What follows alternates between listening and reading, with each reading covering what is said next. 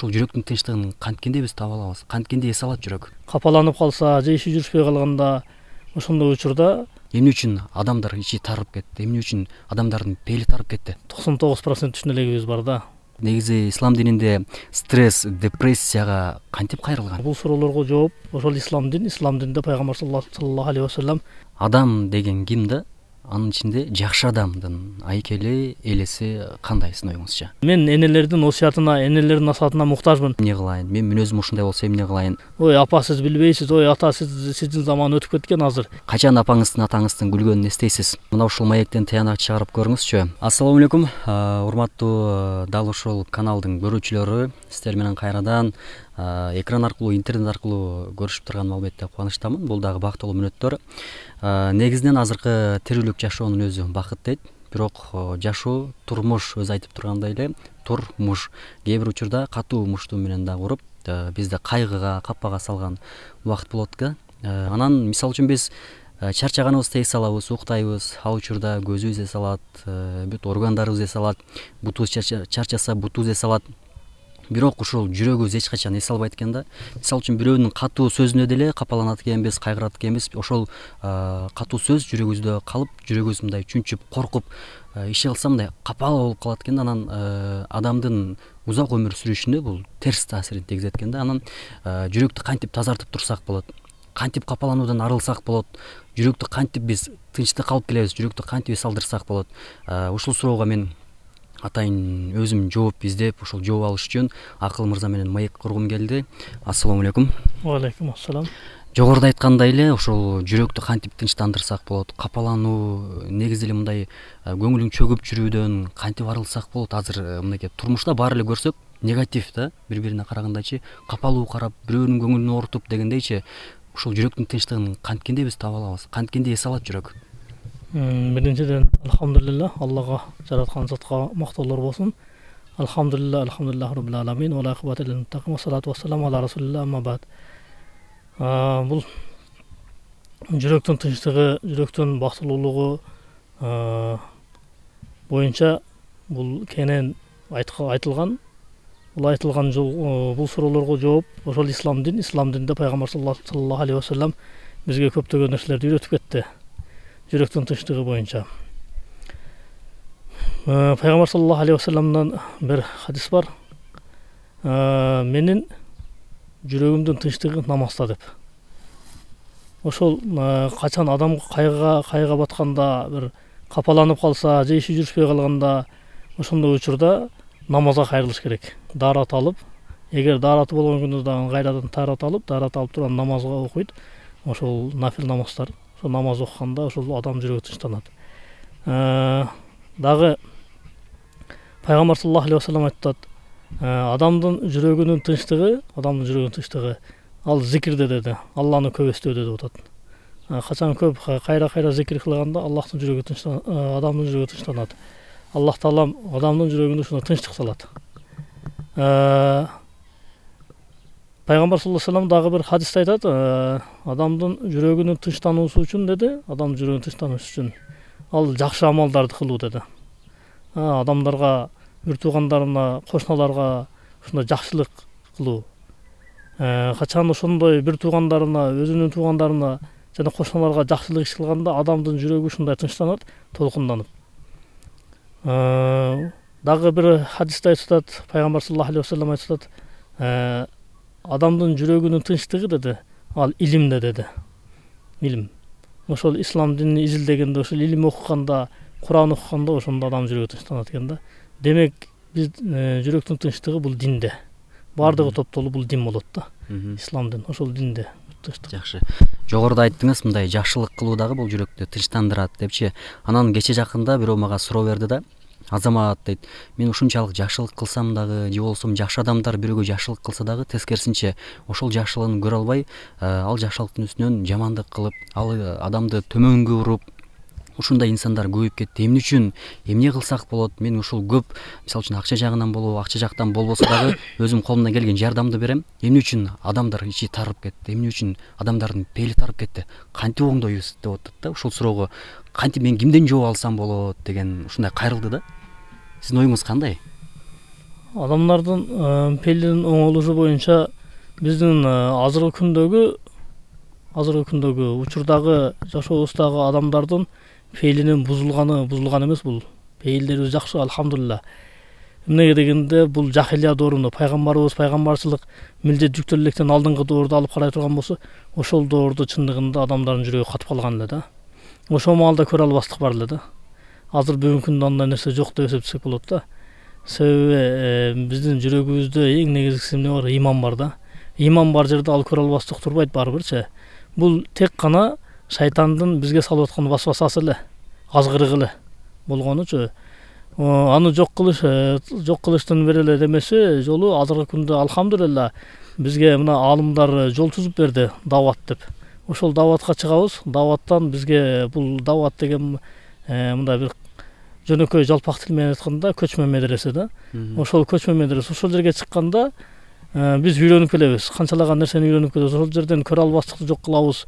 Ошол жерден биз бири-бирибизге болгон инсандык, мына мусулманчылык, бир туугандык махабаттарыбыз, бири-бирибизге болгон махабаттар күчөп келет экен да. Ошондо көрө албастык жок болот. Бул жеңил эле, буну жок кылыштын жолдору өтө жеңил. Буга болгону биз бири-бирибизге болгон сулуу баягы салам берүү. Пайгамбар саллаллаху алейхи вассалам айтты да, бири-бириңерге саламды көп бергиле деди да. Салам берүү бул деди. Ошол ортодогу сүйүүдү, мухаббатты, бириге бири болгон ынтымактуулукту күчөтөт деп айтканда, ошо саламда бул нерсе. Түшүнүктүү. Азыркы учурда психология жаатында психологко кайрылгандар көбөйүп кетти да. Мисалы үчүн стресс, депрессия, сыгылуу, анын арты барып албетте жаман кайгылуу менен аяктап атат да. Негизи ислам дининде жанагы Куран бүт бардык илимди изилдеп бүт баарын айтып койгон да. Ушул эми Куранда негизи ислам дининде стресс, депрессияга кантип кайрылган? Стресс, депрессияга исламда буларга жооп пайгамбар саллаллаху алейхи вассалам айтып атпайбы? Адам ошол ачуу келген учурларда эми ошол депрессия, стресс, ошол бир өзүнү бир жерге батпай калган учур болот да. Ошондой учурда пайгамбарыбыз айтат да, ошондойдо дарат алгыла деген да. Дарат бүт нерсени басат деп атат да. Суу баардык нерсени басат экен да. Дарат алгыла деген да. Дарат алышыбыз керек. Башка жолдоруну чоң аалымдарыбыздан сурасак болот. Ал Куранды чечмелеген аалымдарыбыз бар, ошолор таап берет. Эми мен ошол пайгамбардын хадиси боюнча ошол суу, дарат адамдын бүт эмесин тынчтандырат. Түшүнүктүү. Азыр мына илим жолунда билим алып, жакшы иштерди жасап жүрөт экенсиз. Ушунча жашка келгенден кийин эмнени түшүндүңүз да, дагы алдыда эмне түшүнө элек нерселер бар экен сиздин оюңузча? Субханалла, биздин алдыбызда түшүнө элек нерсе толтура да. Биздин жашообуз, эгерде биз процент менен айта турган болсок, жашообузду 1%ке бөлүп айта турган болсок, биздин алдыда али түшүнө элек жагыбыз али 99% түшүнө элегибиз бар да. Түшүнгөнүбүз 1%ке да жетпейт. Өзүнө түшүнгөнүбүзчү, түшүнө элегибиз өтө көп. Мисалы үчүн мына өзүбүз жаңылык деп туруп таңыркап атабыз, мынандай деген илимдүү, дүнүйөнү кезип, дүнүйөнү изилдеген, же болбосо сууду изилдеген бул кишилер мына ушинтип ушул нерсени таап, ушинтип эме болду. Жаңылык таптым десе, бул жаңылык эмес экен, бул Куранда бар экен деп таңыркап атат деп атат да. Ошондой илимдүүлөр мындай айтканда жаратылышты изилдеген ошондой бир илимдүүлөр, же болбосо бир асманды, астрономия илимин изилдеген илимдүүлөр таңыркап туруп, биз эми жаңылык таптык, дүйнөгө бир жаңылык киргиздик десе, ал уже Курандан чыгып атат да бул нерселер. Ошого таянып туруп айта турган болсок, биз эч нерсе билбейбиз да. Биз эч нерсе билбейбиз. Түшүнүктүү. Кийинки суроо мындай болсун. Адам деген ким да? Анын ичинде жакшы адамдын айкели, элеси кандай сиздин оюңузча? Адам деген ким? Адам деген Алла Таала бул нерсеге Куранда айтып атат да. Маанисинде келет, астагфирулла. Адам, мен инсандар жана жиндерди өзүмө ибадат кылыш үчүн жараттым дейт. Демек, адам деген бул Аллага жараткан затка ибадат кылуучу бир махлук. Адам деген. Биз адамдык касиетибиз ибадат кылыш менен белгилүү болот. Эми тек гана намаз менен, ошол менен эле биз адамдык касиетибизди тургуза албайбыз да. Намаз менен турбайт да. Пайгамбар саллаллаху алейхи вассалам өзүнүн 24 саат бою жашаганды үйрөттү да бизге. Кандай кылсак бизге туура болот. Ошол жашоодо 24 саат бою жашоодо биз ошондо адамдык касиетке ээ болобуз. Пайгамбар көргөзгөндөй болуп туруп.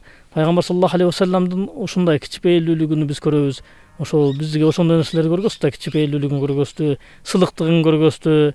Пайгамбар саллаллаху алейхи вассалам жакшылык кылганда кандай кылып жакшылык кылыш керек, ошого чейин көргөздү, бүттү. Ошонун бир эмесин айтып бере турган болсок, Пайгамбар саллаллаху алейхи вассалам бир адамга жакшылык кылат эле да. Бирок пайгамбарыбыз өлдү. Бул дүйнөдөн кайтыш болду.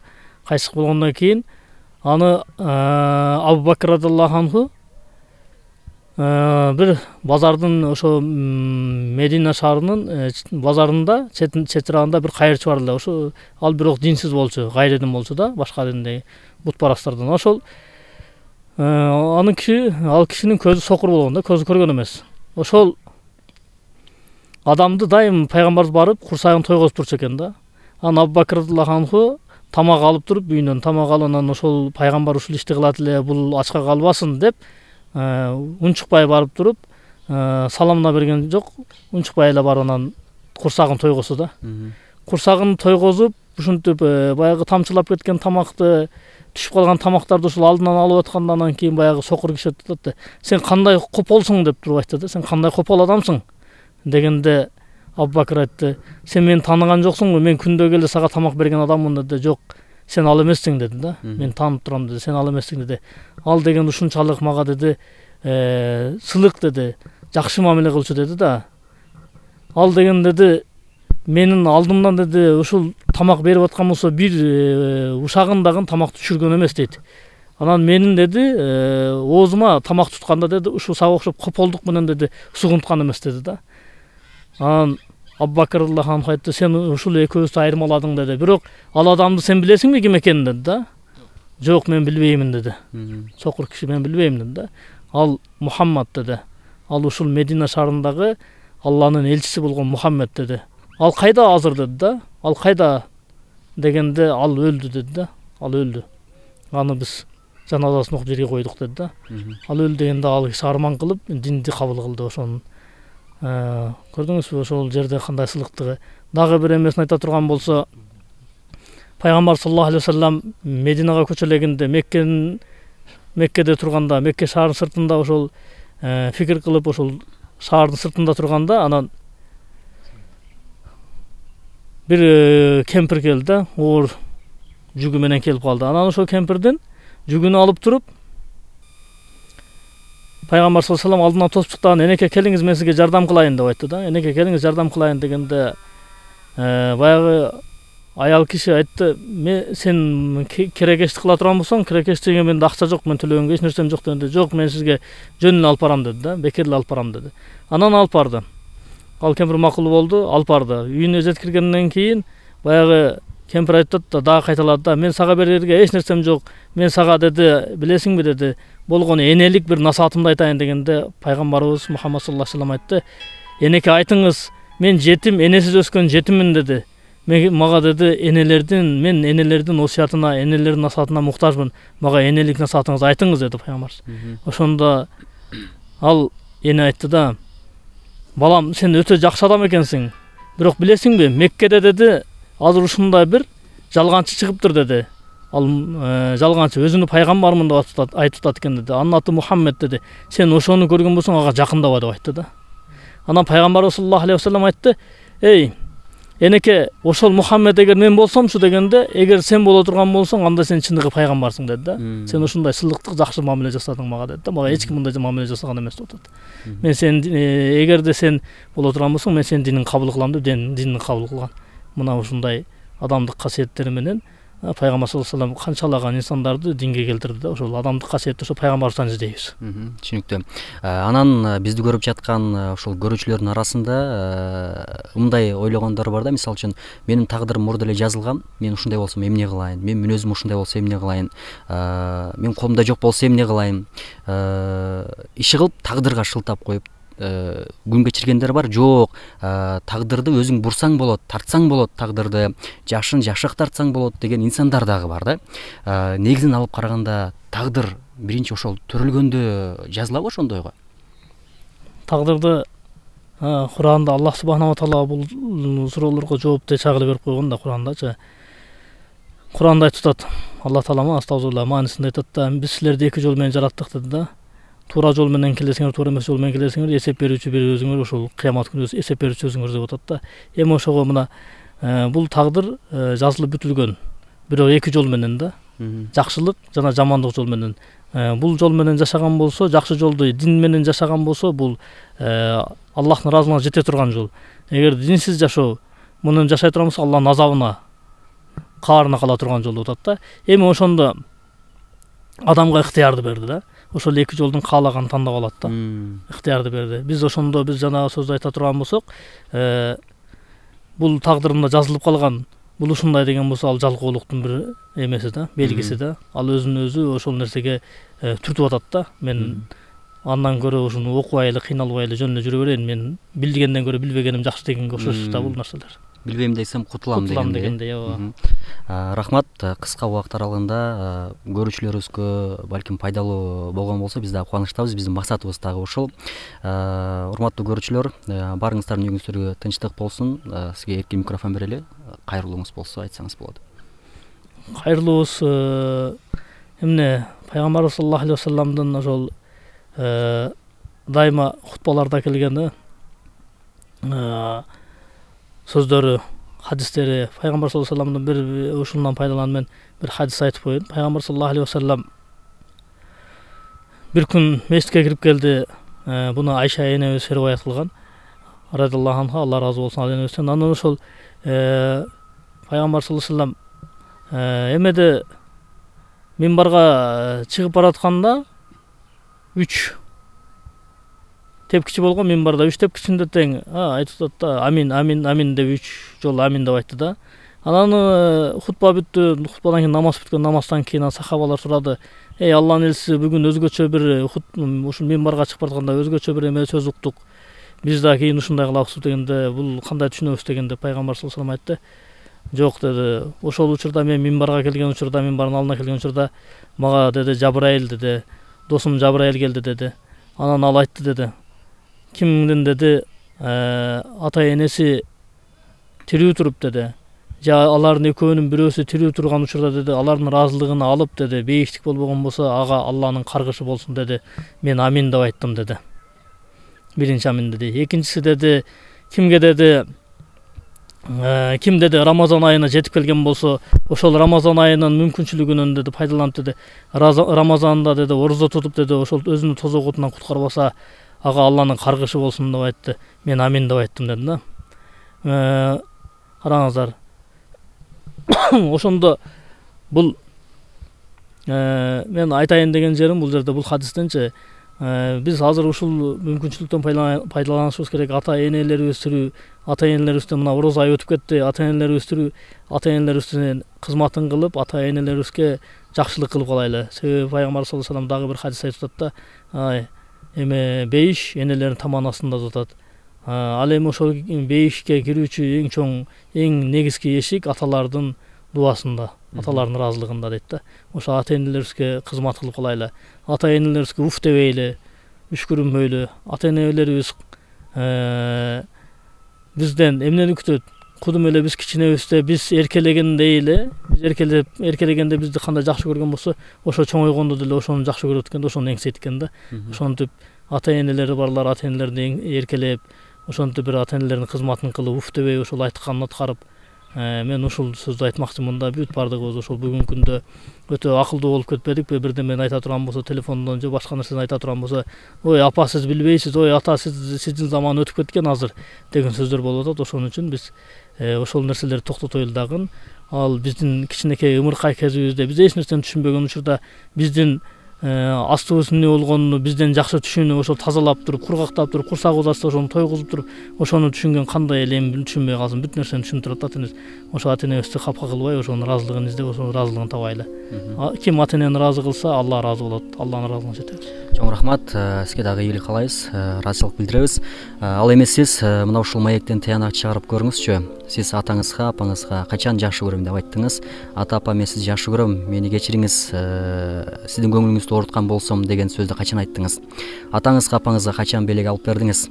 Атаңыздан, апаңыздан качан кабар алдыңыз? Азыркы учурда качан телефондо сүйлөштүңүз? Качан апаңыздын, атаңыздын күлгөнүн эстейсиз? Мына ушул нерседен эстеп, балким тыянак чыгарып, азыркы учурда видеону өчүргөндөн кийин бир кылдат ойлонуп көрүңүзчү. Качан ушундай кылдыңыз? Балким буга чейин кылбасаңыз, азыр жасап көрүңүз. Жогоруда айткандай эле, устазыбыз айткандай эле, атаңызды, апаңызды сыйлаңыз. Негизинен бардык мусулман бир туугандарды сыйлап, бири-бирибизге жакшы мамиле кылып, көңүлүбүздөрдү көтөрүп жүрөлү. Бар болуңуздар, кийинки көрсөтүүдөн көрүшкөнчө аман болуңуздар.